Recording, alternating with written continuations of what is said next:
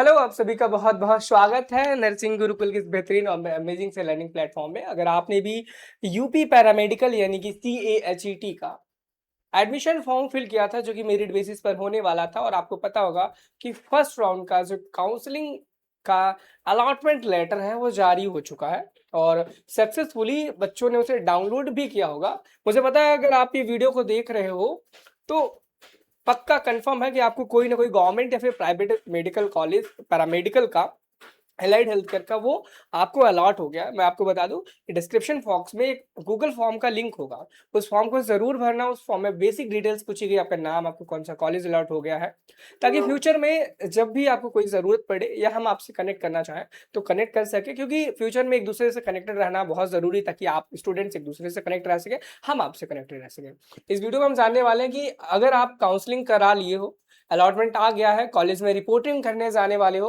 तो भाई कौन कौन से डॉक्यूमेंट्स हैं जो आपके लिए बहुत ज़्यादा ज़रूरी है, और रिपोर्टिंग कराने के टाइम पर कौन कौन सी सावधानियां बरतनी है, क्योंकि ये चीज़ें बताना मेरे लिए उतना ही ज़रूरी है जितना ज़रूरी आपके लिए काउंसलिंग में पार्टिसिपेट करना था। क्योंकि अभी भी ऐसे मूवमेंट, ऐसे टाइम्स हैं जिन पर अगर आप एक भी गलती करते हो तो आपका जो एडमिशन है वो अभी भी कैंसिल होने के चांसेस रखता है। ठीक है, चलो वन बाय वन करके हम सारी चीजें देख लेते हैं कि वो कौन। सबसे पहले हम ये देखेंगे कि आपका जो ये रिपोर्टिंग है, रिपोर्टिंग पीरियड है, रिपोर्टिंग टाइम है, वो कब से कब तक रहने वाला है। ठीक है, ये फर्स्ट राउंड का जो कॉमन एलाइड हेल्थ केयर का एडमिशन का था, तो इसमें अगर हम देखें कि एक्सेप्टेंस एंड रिपोर्टिंग का जो टाइम है वो कब से है, तो आप अपने जो कॉलेज को acceptance of seat allocation and reporting at the college for the admission process आप 24 तारीख से लेकर के 29 जुलाई तक कर सकते हो।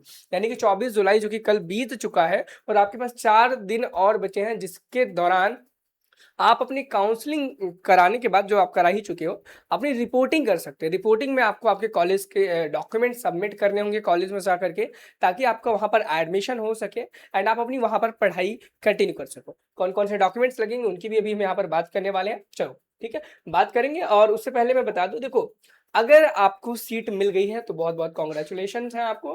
गूगल फॉर्म भर देना। और गवर्नमेंट मिला है तो बहुत बढ़िया बात है, प्राइवेट मिला है तो भी ठीक है, क्योंकि आपने ही आपकी ही चॉइस थी कि आपको प्राइवेट मिले, तभी आपको प्राइवेट मिला है। ठीक है, चलो अब प्राइवेट वालों के लिए बहुत खास बात बता दूं कि देखो, जब भी आप क्या करोगे, यहाँ पर आप अपने सीट को एक्सेप्ट करोगे ना, उससे पहले आप कोशिश करो कि जब भी आप सीट को एक्सेप्ट करो उससे पहले एक बार कॉलेज में विजिट जरूर कर लो, जिससे आपको ये पता चल जाएगा कि कॉलेज कैसा है। क्योंकि जैसे ही आप एक्सेप्ट करोगे आपसे 40,000 रुपए का पेमेंट मांगेगा, और अगर आप 40,000 पहले पे कर देते हो और फिर बाद में जाकर के एडमिशन कैंसिल कराना पड़ा तो रिफंड में काफी प्रॉब्लम्स आती हैं। इस वजह से पहले आप कॉलेज में एक बार विजिट कर लो, वहां देख लो कैसा माहौल है, टीचर्स कैसे हैं, पढ़ाई कैसी है, देन उसके बाद जाकर के आप 40,000 का पेमेंट करो। ठीक है, और अगर हम डॉक्यूमेंट्स की बात करें कि कौन कौन से डॉक्यूमेंट्स लगने वाले हैं आपकी रिपोर्टिंग के टाइम पे, तो सबसे पहले यहाँ पर सीट अलॉटमेंट लेटर आपका, जैसे कि जो भी आपको कॉलेज अलॉट हुआ है, तो आपने जब 40,000 की फीस पेमेंट करोगे तो आपको सीट अलॉटमेंट लेटर जो है वो आपको डाउनलोड करना पड़ेगा। और उसके बाद आपने जो 40,000 का फी पेमेंट किया है ना, उसका भी स्क्रीनशॉट रखना अपने पास, उसकी भी हिस्ट्री रखना, वह भी लेके जाना साथ में। उसके बाद आपको एक फोटो आइडेंटिटी प्रूफ ले जाना पड़ेगा। सैंपल के लिए आप Aadhaar card, voter ID card, PAN card, driving licence, same as the provided in the form. यानी कि जब भी आपने फॉर्म फिल किया था उस टाइम पर जो भी प्रूफ ऑफ आइडेंटिटी आपने लगाया था उसी को लेके जाना पड़ेगा आपको। मैक्सिमम बच्चों ने यहाँ पर आधार कार्ड को मीडियम बनाते हैं प्रूफ ऑफ आइडेंटिटी के लिए, तो आप अपने आधार कार्ड को ही वहां पर लेके जाना। एप्लीकेशन फॉर्म हार्ड कॉपी, और ध्यान रखना कि आपकी जो एप्लीकेशन फॉर्म है जो आपने भरा था, क्या कहते हैं उसको, एक वेरिफिकेशन शीट आती है, वेरिफिकेशन शीट अगर आपके पास हो तो उसको भी आप अपने पास रखना, उसको भी लेके जाना। एजुकेशनल मार्कशीट एंड सर्टिफिकेट, आपको क्लास 10th एंड 12th की मार्कशीट एंड आपके पासिंग सर्टिफिकेट्स को भी वहां पर लेके जाना पड़ेगा। और ध्यान रहे, यहाँ पे जितने भी डॉक्यूमेंट्स मैं बता रहा हूँ ना, सारे के सारे रियल लगने वाले हैं, प्रिंट आउट वाले नहीं लगने वाले हैं। ठीक है, and TC, transfer certificate and migration certificate लगने वाला है। TC उन बच्चों के लिए लगेगा, ट्रांसफर सर्टिफिकेट, जो कि क्लास 12th में थे और अभी अभी क्वालिफाई किए हैं 12th अपना। एंड माइग्रेशन उन बच्चों से लगेगा जो 12th क्वालिफाई करके किसी ग्रेजुएशन कोर्स को कर चुके हैं या किसी अदर ग्रेजुएशन कोर्स में आप थे, प्रेजेंटली पढ़ रहे थे, उनको माइग्रेशन सर्टिफिकेट लगेगा। उसके बाद मेडिकल फिटनेस सर्टिफिकेट आपको भी रखना ज़रूरी है, क्योंकि यह भी लगेगा। और जो आपका मेडिकल फिटनेस सर्टिफिकेट है, ये आपका इशू होना चाहिए सीएमओ द्वारा, चीफ मेडिकल ऑफिसर द्वारा सर्टिफाइड होना चाहिए। उन्हीं के द्वारा मिनिमम एलिजिबिलिटी है आपके मेडिकल फिटनेस सर्टिफिकेट बनने, यानी कि आपका जो मेडिकल फिटनेस सर्टिफिकेट है सीएमओ द्वारा बना हुआ होना चाहिए। एंड उसके बाद आपका करेक्टर सर्टिफिकेट होना चाहिए, mandatory for the all candidate, जितने भी कैंडिडेट्स हैं उन सभी के लिए। एंड आठवीं चीज है रिजर्वेशन सर्टिफिकेट, यानी कि अगर आप किसी ऐसी क्राइटेरिया में आते हो, चाहे आप एससी से बिलोंग करते हो, एसटी से करते हो, ओबीसी कैटेगरी से बिलोंग करते हो, तो उस समय पर आपका जो रिजर्वेशन सर्टिफिकेट है, यानी कि कास्ट सर्टिफिकेट है, चाहे वो एससी एसटी का हो, ओबीसी का हो, ईडब्ल्यूएस का हो, तो आपका वो इशूड या तो तहसीलदार से होना चाहिए, एसडीएम से होना चाहिए।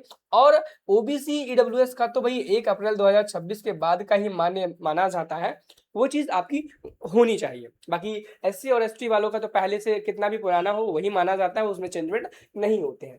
एडिशनल सर्टिफिकेट्स की अगर हम बात करें, अगर पीडब्ल्यूबीडी सर्टिफिकेट्स कैटेगरी से आप थे तो वो, अगर आप फ्रीडम फाइटर कैटेगरी से थे तो, एक्स सर्विस मैन से थे तो आप लेके जा सकते हो। एनसीसी माइनॉरिटी सर्टिफिकेट्स अगर आपके पास अवेलेबल है, अगर आपने फॉर्म में डाला था, तो आप जरूर इनको लेकर के जाएं, आपके लिए बहुत ज्यादा हेल्पफुल होगा। एंड यहाँ पर लास्ट है कि आप अपनी फोटोग्राफ्स, एटलीस्ट 5 फोटोग्राफ आप अपने लेके जाना व्हाइट बैकग्राउंड के साथ, मिनिमम 5, वो भी कलर्ड लेके जाना, ब्लैक एंड व्हाइट नहीं लेकर के जाना।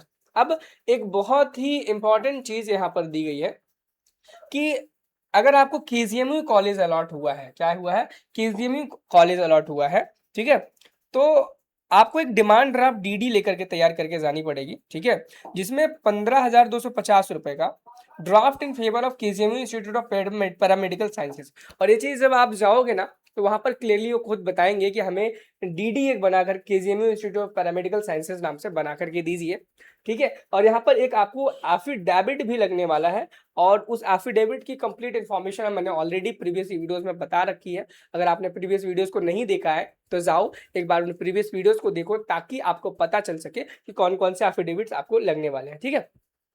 एंड ये सारे वो डॉक्यूमेंट्स थे जो आपके एडमिशन के टाइम पे बहुत ज़्यादा ज़रूरी होते हैं, और मैंने बता दिए हैं। और ध्यान रखना, ये सारी चीज़ें आप कलेक्ट कर लो, अभी से ढूंढ लो और अपने कॉलेज में रिपोर्टिंग कराओ। और गूगल फॉर्म को भरना बिल्कुल भी मत भूलना, बहुत ज़्यादा इंपॉर्टेंट है, ताकि हम एक दूसरे से कनेक्टेड रह सकें।